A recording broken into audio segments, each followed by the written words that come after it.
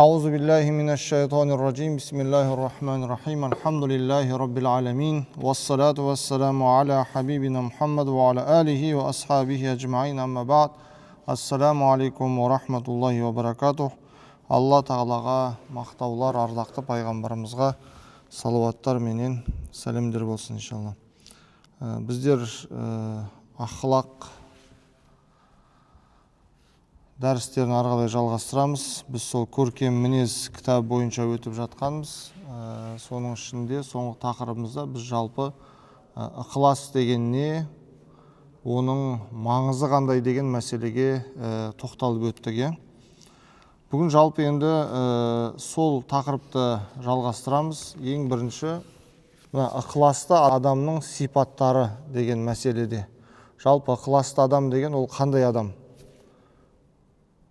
Мынандай сипаттары болады екен ықыласты адамның. Ықыласты жан адамдардың көзінше де жеке қалғанда да амалында тұрақты болады дейді. Яғни оның бір ізгілік амал жасауына адамдардың қарап тұрғандығы әсер етпейді жаңағы. Түсінікті ғой? Мысалға бір адам болуы мүмкін, жай қалған кезде намазды ол қалай болса солай тез-тез оқи салады. Бірақ адамдар қарап тұрған кезде ерекше бір ықыласпенен, ерекше бір созып, кемеліне келтіріп тұрып орындауға тырысады жаңағы. Бұл ықыластың жоқтығының белгісі негізінде. Өйткені ықыласты адамға адамдар қарап тұрма, қарамай тұрма, оған бәрібір. Жаңағы біз бір қиссаны айтамыз ғой, бір күні бір адам ауылды жерде бір кішкентай мешіт тұр екен, кіріп намаз оқиын деп жаңағыдай такбір тартып намазын бастаса, артынан біреу кіреді. Сөйтіп жаңағыдай артынан кіргенде естіп тұр ғой дауысты. Дауысты естейді де бірден намазын кішкене жаңағыдай созыңқыратып оқиды жаңағы. Рукуғын ерекше жасайды, сәждесін ерекше жасайды. Соңынан дұғасын жасап, тәспісін тартып, артына қараса бір ит екен дейді, ол жаңа артынан кіріп кеткен. Сонда бүкіл намазымды зая кетірдің ғой деп айтқан дейді. Жаңағы негізінде ол сондай. Егер адам өзінің ықыласына қарап, өзінің руханиятының кішкене жөндеп алмайтын болса, сондай да бір дерттерге түсіп кетуі мүмкін. Ал ол не болады? Ол риякерлік болады. Сол үшін ғалымдарда мындай сөз бар. Өзің қандай болсаң дейді, сондай болып көрін дейді екен. Немесе осының керісіншесі, қандай болып көрінсең, шынымен тура сондай бол дейді екен. Яғни адамдарға мындай көзбояушылық жасап, бір көзбояушылық үшін жақсы болып көріну, ол ықыласты адамның сипаты емес. Сол үшін ықыласты жанға адамдардың қарап тұрғаны, қарамай тұрғаны оған әсер етпейді. Ең бастысы ол не? Алла тағаланың бақылап тұрғандығын біледі. Алла тағаланың көріп тұрғандығын біледі. Сол үшін адамдар бар кезде де, жоқ кезде де Алла көріп тұрғандықтан, сол нәрсені шынайы сезінгендіктен, ол кез келген кезде амалын сондай кемеліне жеткізіп орындауға тырысады. Екінші, ықыласты адамның сипаты адамдардың мақтауы амалындағы тұрақтылыққа әсер етпейді дейді. Екі адам мешітте отырған екен жаңа. Біреу намаз оқып бастайды жаңағы. Сөйтіп, енді адамдар қарап тұр деп ұзағынан оқиды намазды. Сонда екеуі сөйлесіп отыр, мынаның намазы керемет екен деп біреу айтады жаңағы. Рукух қандай күшті, қарашы жаңағы қанша ұзақ тұрады, сәждесін қалай керемет жасайды деп. Екеуі бір-біріне айтып жаңағы адамның намазын мақтап отыр дейді. Сөйтіп, біздің намазымыз қайда, бұның намазының қасында, біздікі намаз болмай қалды ғой деген сияқты сөздер айтады. Сөйтіп, намаз болғаннан екі жаққа сәлем беріп, мен сонымен қатар бүгін ораза ұстадым деп айтады дейді адам жаңа. Енді ықыласты адам қалай? Ол ықыласты адамға адамдардың мақтауы, немесе оның сөгуі, оны жамандауы оған әсер етпейді. Бір адамдар бар, намаз оқып жүреді, бірақ сапарда жүреді, басқа кез болып қалады. адамдардан ұят қой деп, әсіресе жаңадан бір бастап жүрген кезде намазын оқымай қоятын адамдар болады екен да. Жоқ, керісінше олар сіздің намаз оқуыңызды көріп сізден ұялу керек. Сол сияқты жаңадай адамдар қарап тұр деп бір жақсы амалды тастап қою, ол да дұрыс емес, ол да ықыласты адамның сипаты емес. Яғни адамның қарап тұру сіздің жақсылық амалдарды бір керемет істеуіңізге ол әсер етпеу керек. Немесе адамдардың қарауы сіздің бір жақсылық амалды тастап қоюыңызға әсер етпеу керек. Түсінікті ғой, жаңағы. Кейбір адамдар сондай, яғни Алла деген нәрсе оның жүрегінде орныққан кезде, Алланың ұлықтығын сезінген кезде ол Алланың ризалығы үшін орындайды. Әйтпесе кейбір адамдар бар, жаңағы адамдардан ұят болады деп күнәлі істі де істеп жататын. Мысалға, өзі кейбір адамдар бар, жаңағыдай намаз оқуы мүмкін, ораза ұстауы мүмкін, бірақ жаңағыдай құдамнан ұят болды, қоймай қойғаннан кейін әйтеуір қоя салдым, әйтеуір арақты ұят болмасын деп деген сияқты нәрсе. Ол да дұрыс емес. Алланың парыз еткендерін орындауда, Алланың тыйым еткендерін тастауда Алла адамдардың қарап тұруы сізге ешқандай да ол әсер етпеу керек жаңа нәрседе. Зунун аль-Мысри деген кісі бар, ол былай дейді: ықыластың белгілері жайында ол кісіден сұрайды екен. Қандай белгілері бар деген кезде, егер амал еткеніңде адамдардың мақтауына деген сүйіспеншілік болмаса, әрі олардың сөгуінен қорықпасаң, сен ықыласты жансың дейді. Кейде сондай болады, адам бір жақсылық атқаруы мүмкін, бірақ риякерліктің кейбір жасырын түрлері де бар. Ол сырттай білдіртпейді, бір мақтанып еш нәрсе айтпауы мүмкін, бірақ жақсы амалды жасағаннан кейін күтіп тұрады. Қайсысы адам мені бір мақтайды екен, ой, мынаны бір керемет істедің деп қайсысы біреу айтады екен деген сияқты. Егер ешкім үндемей қалса, ол адамның жүрегінде жаңадай бір ренжіш сияқты, жаңадай бір үміт ақталмаған сияқты, ешкім мақтамады ғой деген сияқты, кішкене көңіл күйі түсуі деген сияқты жайттар болады. Бұл да жаңадай ықыластың жоқтығының немесе риякерліктің белгілерінен. Бірінші белгісі қалай дедік? Ықыласты адамның сипаты адамдардың қарауы, немесе қарамауы оның амалда тұрақтығына әсер етпейді дедік. Екінші сипаты адамдардың мақтауы оның амалда тұрақтылығына әсер етпейді. Енді үшінші сипаты амалдың сауабын тек қана Алла Тағаладан үміт ету. Амалдың сауабын кімнен үміт етеміз? Алла Тағаладан. Яғни кейде бар, жаңағы біреуге бір жақсылық жасаймыз, кейін бір жақсылық, ол адам сізге жақсылық жасай алмай қалып жатса, мен саған кезінде бүйтіп едім ғой, соның жақсылығын сен білмей қалдың, кезінде саған мынандай бір жақсылығым өткен еді деген сияқты нәрсе, оған мен былай етіп едім деген сияқты, ол маған бермей қойды деген сияқты нәрсе, ол ықыласты адамға жатпайды екен да. Яғни біз біреуге көмектескен кезде ол маған көмектеседі деп емес, не үшін? Алланың ризалығы үшін деген нәрсе өте маңызды. Қасиетті Құранда аятта бар: «Иннама нут'имукум ливажхиллах». Шын мәнде сендерді Алланың разылығы үшін тамақтандырамыз. «Ла нуриду минкум жазаау вала шукура». Сендерден бір төлеу немесе алғыс тілемейміз дейді. Немесе рахметсіз бір жақсылық жасап ем, рахметті айтпады ғой деп жатамыз ғой жаңағы. Немесе кейбір ғалымдар тіпті айтқан, біреуге жақсылық жасағаннан кейін, дұға етіп қоясың ғой деп айтудың өзі ол ықыласқа қайшы нәрсе дейді. Түсінікті ғой, яғни біреуге жақсылық жасаймыз, бір дұға етіп қоясың ғой, шәкіртсің ғой, бір дұға етіп қойшы. Яғни ол сіз дұға үшін беріп жатсыз ба, жоқ әлде Алланың ризалығы үшін беріп жатсыз ба? Яғни сен енді бір алғыс та күтпеймін, рахмет те күтпеймін, қайтарым да күтпеймін деген нәрсені жаңағыдай қасиетті Құран біздерге үйретіп жатыр. Түсінікті ғой, Төртінші, атақ пен даңқты қаламау дейді.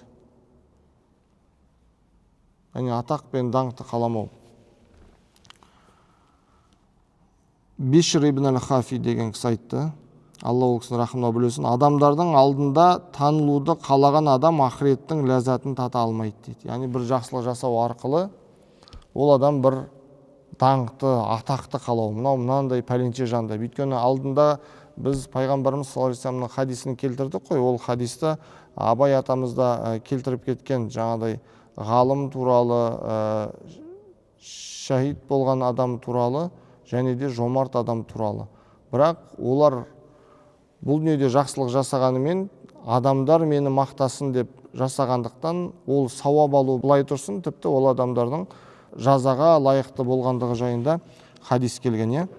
Сол үшін адам баласы бір жақсылық жасаған кезде адамдардың алдынан мәртебе қаламау, адамдардың жүрегінен орын алуды қаламау. Яғни бұл жерде тек қана Алла тағаланың разылығы үшін істеп, Алладан сауапты үміт ету деген нәрсе өте маңызды да. Сол үшін ол еш уақытта мен мынандаймын деген, өзі қазақта сөз бар, мен дегенде екі рет айтсаң, ол менмендік болады дейді жаңағы. Мен бүйттім, мен сүйттім деген адам, ол жақсы нәрсе емес, өйткені менмендікке апарады. Алланың қалауымен болды ғой.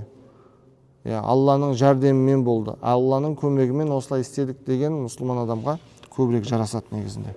Сол үшін осындай жалпы 4 сипаты берілген екен. Енді ықыластың қандай пайдасы бар? Адамдардан ешқандай бір жақсылық күтпедік. Алланың разылығы үшін орындадық дедік. Оның қандай пайдасы бар? Сол үшін кез келген мынау ақылақ мәселесінде бір жақсы мінезді бойымызға орналастыру үшін оның артықшылығын білу маңызды екен. Мысалға, бір дәрі бар. Оны сіз ішсеңіз ашты, ол жаңағыдай дәмі жаман. Бірақ сіз білесіз, сіздің дертіңізге ол жазылуына себепші болады. Сондықтан ашты болса да, оның артықшылығын білгендіктен оны не істейміз біз? Ішеміз, пайдаланамыз. Сол сияқты мінез мәселесінде де сондай. Бір мінездің бойымызда орналасу үшін, немесе бір жаман мінезден арылуымыз үшін, сол жақсы мінездің артықшылығын білуіміз керек, немесе жаман мінездің оның зиян білуіміз керек екенде тастауымыз үшін. Мысалға, қасиетті Құранда адам пайғамбардың жаратылысы туралы қисса бар. Сол кезде жаңағыдай Алла тағала бүкіл періштелерге адамға сәжде етіңдер деген кезде олар не істеді? Сәжде етті. Бірақ ібіліс тәкаппарлық танытып сәжде етпеді, Алла тағаланың бұйрығына бағынбады сол жерде. Сөйтіп лағнетке ұшырады. Бірақ Алла тағаладан сол қиямет қайымға дейін адамзат баласын азғыруға рұқсат сұрады. Алла тағала оған рұқсат берді, бірақ илля айбадака минхумул мухласин деп айтқан екенде, іблістің сөзін Алла тағала келтірген қасиетті Құранда. Сенің ықыласты болған құлдарыңды азғыра алмаймын дейді. Яғни адамда шынайы ықылас болатын болса, ол шайтанның азғыруына түспейді екен. Екінші, мысалға, Жүсіп пайғамбардың қиссасын білеміз. Жүсіп пайғамбар өте сұлу болған. Ол кісінің оқиғасын баяндап қасиетті Құранда Юсуф деген сүре бар. Сол жерде жаңағы Зылиха оны қалайды, оны азғырады, бірақ Жүсіп оның азғыруынан бас тартады. Сол сәт қасиетті Құранда сипатталады былай деп: «Уалақад хаммат бихи уа хамма биха» дейді. Яғни ол Зылиха бүкіл жан тәніменен жаңағы Жүсіпті қалады. «Уа хамма биха лаула арра'a бурхана раббихи» дейді. Жүсіп те оны қалайтын еді, егер де Раббысының дәлелін көрмейтін болса. «Кәзәлика линнасрифа анху су'a вал фахша'a иннаху мин айбадина ал-мухласин» дейді. Жүсіптен жамандық, арсыздықты бұруымыз үшін осылай істедік, өйткені ол ықыласты құлдарымыздан еді дейді. Сонда жаңағы Зылиханың азғыруына түспеуіне себепші болған не нәрсе екендігі айтылып тұр? Жүсіп пайғамбардың ықыласты болғандығы.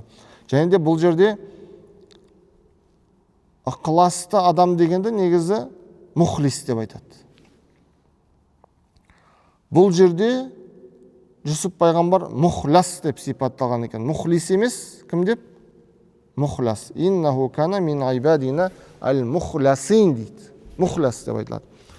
Ғалымдар айтады, мұхлис пен мұхластың өзіндік айырмашылығы бар дейді. Біз айттық, рия ол жария болады, жасырын болады. Жария, рия ол жария түрде көрсетеді, жаңағы мақтанып бір істі. Немесе айтады, ауызбен айтуды кейде сума деп те айтып жатады. Осындай риякерліктің жария түрінен өзін ұстаған адамды мұхлис деп айтамыз дейді. Түсінікті ғой? Ал енді жасырын түрлер, ол сырттай көрсетпейді, бірақ іштей белгілері бар. Жаңа мені мақтаса екен деп іштей күтіп тұрады. Мақтамаса ренжіп қалады деген сияқты осындай риякерліктің ішкі белгілерінен сақтанған жанды мұхлас деп айтады екен да.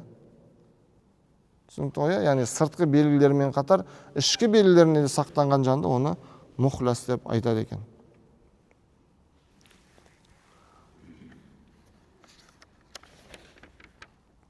Сол үшін ең негізгі үлкен пайдасы ықыласты жан ол шайтанның азғыруынан аман болады. Адам бойында ықылас болған сайын, ықыласы артқан сайын ол адамның бойында даналық, парасаттылық сияқты сипаттар пайда болады. Макхул деген ғалым айтады, Алла оны рахымына алсын. Қандай да бір Алланың құлы 40 күн бойы шынайы ықыласты болса, оның жүрегінде даналық бұлағы пайда болып, кейін ол оның тіліне құйылады деп айтады дейді. Яғни 40 күн бойы ықыласты болатын болса, оның бойында даналық пайда болып, ол тіліне құйылады дейді. Жаңа бұрын имам Ғазали осы сөзді естіп 40 күн бойы мешітте құлшылық қылған екен дейді. 40 күн бойы мешітте құлшылық қылып, 40 күн үйін қараса, бойынан бір керемет бір даналық шығып жатқандығын байқамайды, сөйтіп ұстазына барған екен дейді. Ұстаз, сіз маған осындай сөзді айтып едіңіз, бір уағызыңызда 40 күн кім ықылас танытатын болса, оның бойында даналық пайда болады, тілінен шығады ол даналық деген ісілім. Бірақ менен бір керемет бір даналық шыққандығын байқаған жоқпын ғой деген кезде жаңағыдай ұстаз айтқан дейді ғой. Сен ол 40 күн бойғы мешітте оқыған намазыңды бойымда даналық пайда болады деп оқығансың ғой дейді. Оны Алланың ризалығы үшін оқу керек еді ғой деп айтқан дейді да жаңа. Түсінікті ғой? Сол үшін ықыластың пайдалары өте көп. Ең маңыздысы ол ықыласты жан қияметте Алладан сауапты үміт еткендіктен, Алланың ризалығы үшін орындағандықтан, ол адамға жаңағыдай үлкен Алланың құзырынан иншалла сауаптар берілетін болады. Намазымыздың уақыты болып қалыпты. Иншалла Алла Тағала баршаларымызды сондай ықыласты жандардан болуды нәсіп етсін. Иншалла пайдалы білім алып, соған амал ету жассын. Субханакаллахумма ва бихамдик, нашһаду ан ла илаха илля анта, настағфирук ва натубу илейк, бирахматика я архамар рахим.